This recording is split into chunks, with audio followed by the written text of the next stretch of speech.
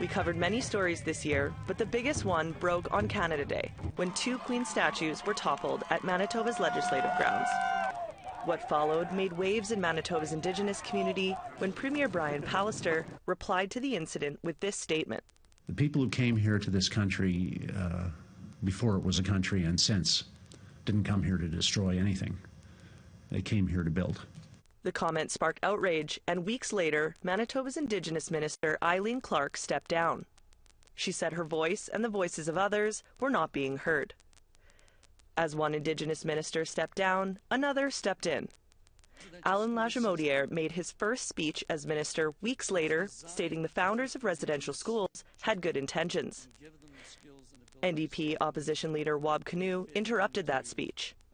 And I cannot accept you saying what you just said about residential schools. It was the express intent of residential schools to kill the Indian in the child. Manitoba said goodbye to Brian Pallister 1 month later when he announced his departure as Premier, stating he wanted to focus on friends and family. Moving away from politics and onto some positive moments on Treaty 1 territory. I wanted to come out with a name that was really cool, you know, something trendy, kind of cheeky at the same time. Michelle Cameron opened her store INAC as a way of reclaiming colonial language.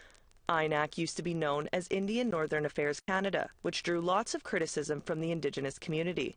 APTN's Daryl Stranger caught up with the store owner who wanted to take back the meaning of INAC. INAC was always perceived as something negative, and you know, we wanted to take it back and turn it into something positive, so we turned it into Indigenous Nations Apparel Company. The Indigenous-owned and operated store features art and clothing incorporating local artists. Daryl Stranger was there this summer covering a blessing ceremony welcoming the new home of the National Centre for Truth and Reconciliation. Elders and survivors gathered at the University of Manitoba, where the new centre will be built, and it was an emotional day for many. You know, that centre is going to be a ceremonial space. There will be exhibits there. We hope to have and preserve all of the survivor statements that were given during the Truth and Reconciliation Commission, a place to live so that students, their families, and researchers and others can come in and listen to them and hear what happened to them in the schools. 25-year-old Riley Nepanak from Winnipeg cycled across the country for youth suicide rates in Northern First Nations. Nepanak started in British Columbia and ended in Halifax this August. Tatasqueyak Cree Nation lost 13 youth to suicide in the first half of 2021. Nepanak said he biked to inspire the community's youth. You know, having your voice heard is empowering, and it's so important for our youth to feel that. You know, if we're going to be able to create leaders, we have to empower them. That's the foundation of building a strong leader.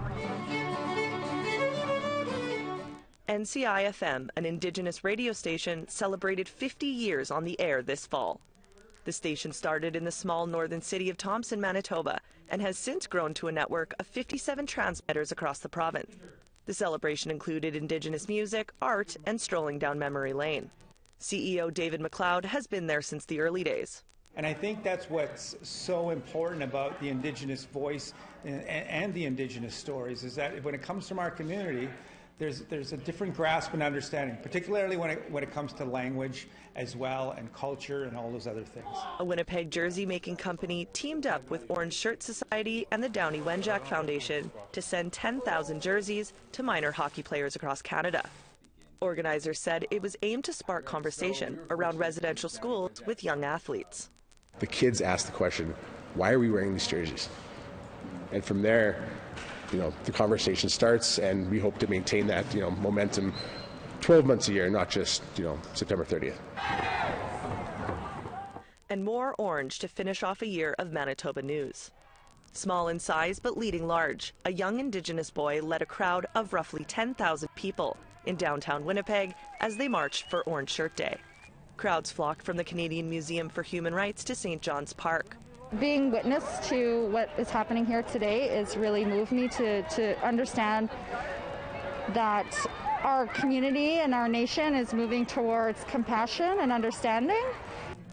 Marcel French is a 60-scoop survivor who attended the march, and he was proud to see such a turnout and hoped the momentum would continue. I hope that when they leave from here, that they can remember that in the following days, weeks, and have the understanding of what we as First Nations, Métis, of what we have lost and how we plan to regain it. Michelle Carlenze, APTN National News, Winnipeg.